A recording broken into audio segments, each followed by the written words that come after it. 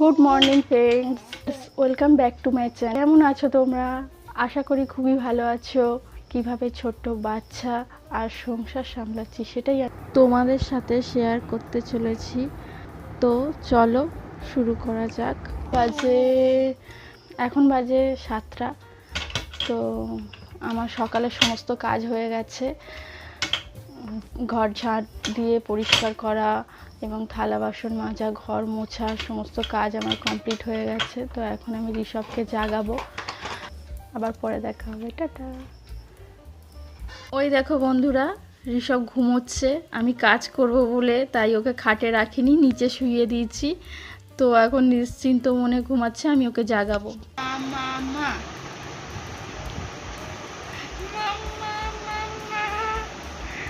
বাবা বাবা, না বলো বাবা, বলো বাবা, বলো বাবা, বাবা, বাবা। বুঝবে না? আমি দাও একটা আপা, দাও একটা আপা, দাও আমাকে আপা। সবাইকে দাও আপা, সবাইকে দাও আপা, বলো আপা আপা। আমাকে এখন আমি ঘরের জানালাগুলো খুলে নেব। তো পর্দাগুলো প্রথমে সরিয়ে দিচ্ছি আর জানালাটা খুলে দিচ্ছি। বাইরে আজকে খুব রোদ্দুর করেছে, দেখতেই পাচ্ছ। আমার জানালাটা খোলার সাথে সাথে আলো দেখা যাচ্ছে, আলো আমার ঘরে চলে এসেছে। তো এভাবে আমি সমস্ত জানালার পর্দাগুলো সরিয়ে জানালাগুলো খুলে নিচ্ছি। এখন চলে এসেছি বিছানাটা গুছাতে।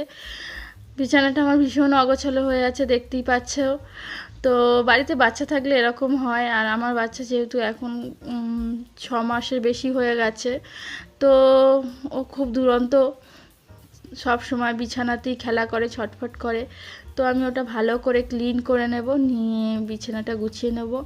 আমার বিছানার চাদরটা আমি আজকে আর পাল্টাবো না, কারণ আমি কালকে রাতেই ওটা পেতেছি। তো সেই কারণে আমি বিছানার চাদরটা পাল্টাচ্ছি না। আমি ঋষভের সমস্ত জিনিসগুলো গুছিয়ে নিচ্ছি, কারণ ওকে আমি এখন প্রচণ্ড গরম পড়েছে, তাই আমি প্রত্যেক দিন রাতে ঋষভকে ডাইপার পরাই না, কারণ ওর খুব কষ্ট হয়।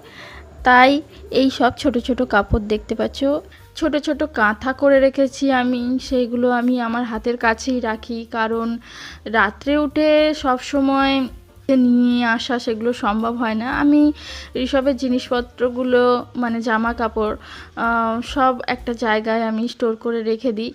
তো আমি যেগুলো আমার লাগে মেনলি হাতের কাছে, সেইগুলোই আমি হাতের কাছে রাখি। তো এখন আমি ওগুলো গুছিয়ে নিচ্ছি। আমার এই কাজগুলো করা হয়ে গেলে আমি এবার আমার বালিশ টালিশগুলো ভালো করে গুছিয়ে নেব। আমি আমার বালিশগুলো গুছিয়ে নিচ্ছি ভালো করে। তো ওই দেখো, বাবা চলে এসেছে। ঋষভের নাকি খুব খিদে পেয়ে গেছে। তো এখন আমাকে এই কাজটা ছেড়ে আবার ওকে খাওয়াতে উঠতে হবে। যাই, ওকে খাইয়ে দিই। কালকে রাত্রেই এই দুধের প্যাকেটটা এনেছে, তো আমার এটা খোলা হয়নি। তো আমি এখন ওটাকে খুলে একটি এয়ারটাইট কৌটোর মধ্যে ঢেলে নেব। বাচ্চার জিনিস তো সেই জন্য আমি ঋষভের প্রত্যেকটা খাবার জিনিস খুব যত্ন করে এয়ারটাইট কৌটোর মধ্যেই রাখি। আর ঋষভের প্রত্যেকটা জিনিস আমি কাজ করার সময় হাত পরিষ্কার করে ধুয়ে তবেই করি। প্যাকেটটি আমার কাটা হয়ে গেছে, আমি এবার দুধটা ওর মধ্যে ঢেলে নেব। তো আমার ঢালা হয়ে গেলে আমি ওকে এখন খাওয়াবো। আমার ঘর গোছানোর ভিডিও আমি তোমাদের সাথে আর একদিন শেয়ার করব, আমি আমার পুরো ঘর কিভাবে গুছিয়ে রাখি। তো এখন ঘর অগোছালো হয়ে আছে, তাই আজকে আর শেয়ার করলাম না। আজকে শুধু এটুকুই দেখো।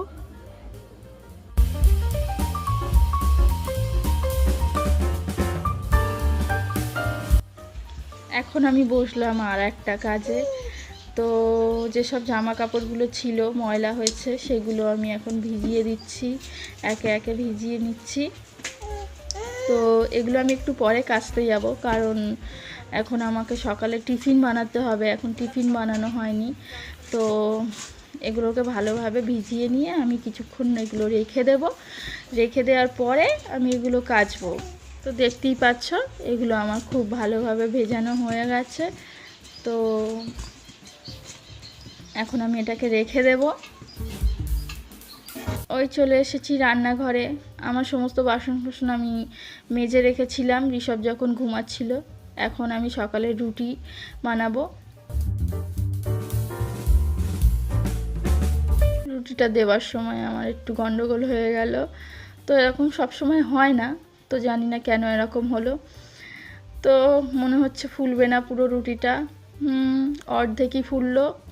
যাই হোক, ওইদিকে আমার চায়ের জল ফুটছে, তো আমি ওর মধ্যে কিছু চা পাতা অ্যাড করে নেব। চা হয়ে গেছে আমার বন্ধুরা। এখন আমি চাটাকে ছেঁকে নেব। চলে এসেছি সকালের চা বিস্কিট নিয়ে। আর ওই বাটিতে দেখতে পাচ্ছ ঋষভের জন্য একটু দুধ বিস্কুট রেখেছি। দুধের মধ্যে আমি বিস্কুটটা ভালোভাবে মিশিয়ে নিচ্ছি। মেশানো হয়ে গেলে আমি ওটা ঋষভকে খাওয়াবো। আর বলো না বন্ধুরা, ঋষভকে খাওয়াতে আমার ভীষণই কষ্ট হয়, কারণ ও এত চঞ্চল আর দুষ্টু হয়েছে। সারাক্ষণ শুধু খেলছে, কিছুতেই খেতে চায় না। ওই একটু খেলো, এবার খেলবে। এবার যে দ্বিতীয়বার যখন আমি দেব আর নিতে চাইবে না, ওই দেখছো। তো ওকে এরকম ধীরে ধীরে বুঝিয়ে বুঝিয়ে খাওয়াতে হবে। তো ওকে আমি খাওয়াচ্ছি, তার সাথে সাথে আমি নিজেও খেয়ে নিচ্ছি। তো সকালের খাওয়া দাওয়া কমপ্লিট হয়ে গেলে আমাকে বসতে হবে এখন রান্নার জোগাড়ে।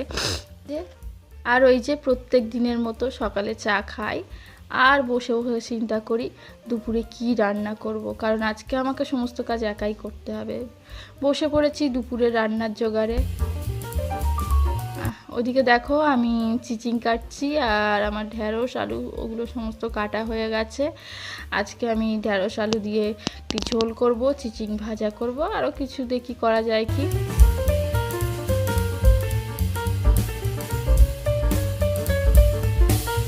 এখন আবার ঋষভকে একটু সারালাক খাওয়াতে বসলাম, কারণ স্নানের পরে খাওয়ালে ও গায়ে মায়ে লাগিয়ে ভর্তি করে দেয়। তো ওই জন্য স্নানের আগেই আমি ওকে খাইয়ে দিচ্ছি। তো ও খেতে চায় না, ওকে নানা রকমভাবে বুঝিয়ে খাওয়াতে হচ্ছে। তো কখনো শুয়ে শুয়ে খাচ্ছে, বসে বসে খাচ্ছে, খেলনা নিয়ে খাচ্ছে। তো এইভাবেই আমি ওকে খাওয়াই। তো আজকে আমাকে একাই সমস্ত কাজ করতে হবে। আজকে আর তেল মালিশ ভালোভাবে করাতে পারছি না, তো ওকে নিয়ে একটু তেল মালিশ করে দিচ্ছি, গায়ে একটু তেল লাগিয়ে দিচ্ছি। তো ওকে স্নান করাবো। ওকে আমি কিভাবে তেল মালিশ করি সেই ভিডিও যদি তোমরা দেখতে চাও, তো আমি অন্য একটি ভিডিওতে দেখিয়ে দেব যে ওকে তেল মালিশ আমি কিভাবে করাই। তেল মালিশ করার সময় ও একদম শান্ত হয়ে যায়, কারণ ওর খুব এনজয় করে, এই মালিশটাকে খুব এনজয় করে। আমি ওকে সেই ছোট্টবেলা থেকে, মানে ও যখন আর কি হয়, ও এখনও যদিও ছোট, মানে ও যখন থেকে হয়েছে আমি সেই তখন থেকে ওকে তেল মালিশ করাই। তো ওইদিকে দেখো ওর কাকাই ওকে একটা খেলনা দিয়ে ওর সাথে খেলা করছে। তো তেল মালিশের ভিডিও আমি তোমাদের সাথে পরে আর একবার শেয়ার করব। তো এখন আমি ওকে স্নান করাবো। আমার স্নানের জল রেডি করা হয়ে গেছে, তো শুধু চিন্তা করছে কখন স্নান করবে। তো চলো ওকে স্নান করাই।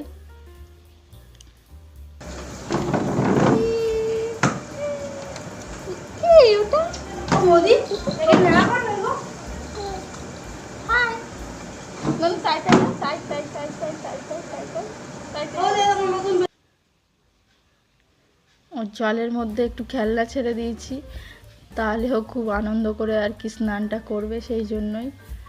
তো বসে পড়েছে জলের মধ্যে, ও খুব খুশি হয়ে গেছে। দেখো ঋষভ কতটা মজা করছে।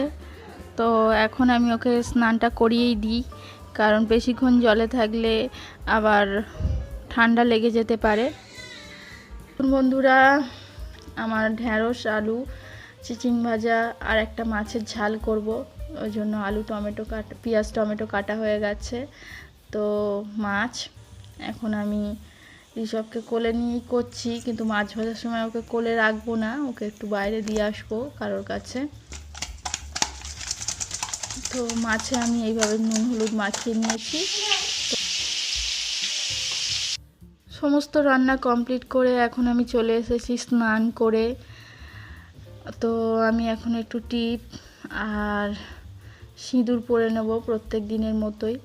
স্নানের পরে টিপ আর সিঁদুর না পরলে কেমন লাগে যেন। তো আমি এখন সিঁদুর পরে নিচ্ছি।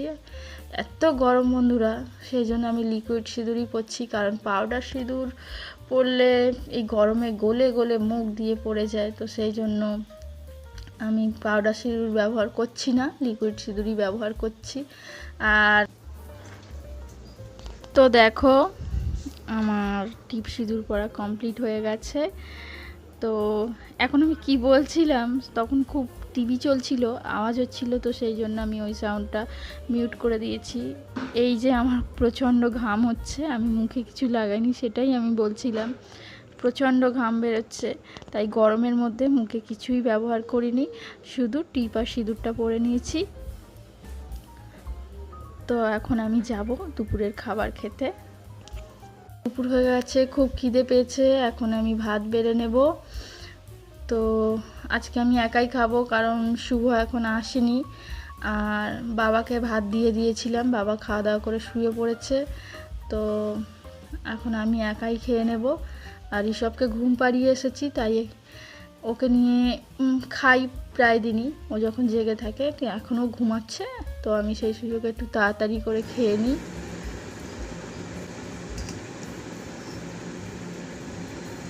দেখো বন্ধুরা, আমি খেতে বসে গেছি।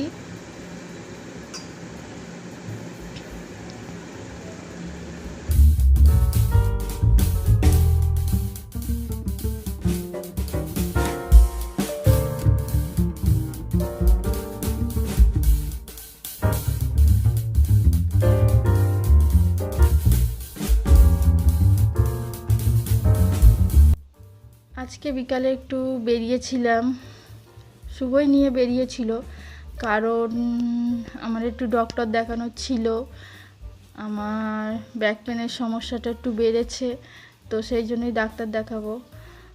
তো ডাক্তার দেখানো শেষ হয়ে গেছে, আর খুব খিদে পেয়ে গেছে। তো বললো কি খুব খিদে পেয়েছে, তা আমরা একটা ওয়াও মোমোর দোকানে ঢুকলাম। তো ওখান থেকে আমরা যে ফ্রাই মোমো চিজ দেওয়া, ওই মোমোটাই আমরা নিলাম। তো একটাই নিলাম, দুজনে মিলে শেয়ার করব, কারণ রান্না বান্না বাড়িতে আছে, সেগুলো নষ্ট হবে। তো এখন শুভ খাচ্ছে, তো দেখি ওকে কেমন বলে। ভালো হয়েছে, খুব সুন্দর লাগছে, খুব সুন্দর। সো ফ্রেন্ডস, দেখো বাড়ি ফিরে এসেছি, আর অনেকটাই রাত হয়ে গেছে। আর আজকে আর ভালো লাগছে না, ভিডিওটা এখানেই শেষ করছি। তো গুড নাইট বন্ধুরা, টাটা।